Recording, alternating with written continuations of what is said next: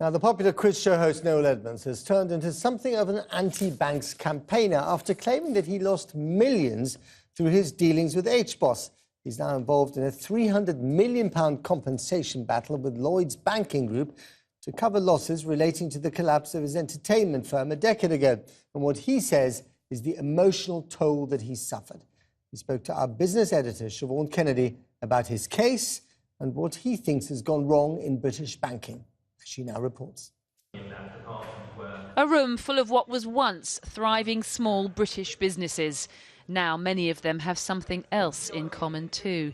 Their collapse, they claim, at the hands of HBOS, one of Britain's former biggest banks, which itself nearly collapsed at the height of the financial crisis before being rescued by Lloyds.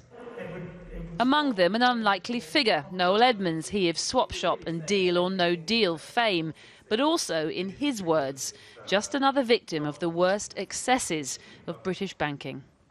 Money is their God. Greed is their faith. When they go into these buildings, they're in a culture where they do not care about real people. And just because, yeah, I've got a famous face, famous name, I've been on the telly for 40 years and whatever, I'm still the same as everybody else when it comes to being the victim of a crime. The story goes that bankers inside HBOS's Reading branch were supposed to help small businesses who were in financial distress.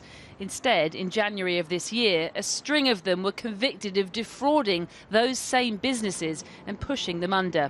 One of those bankers now in jail is this man, Mark Dobson. Mr. Edmonds wasn't part of the Reading scandal, but his entertainment business did bank with HBOS in London. It too went under. And it turns out Mr. Dobson was his bank manager as well.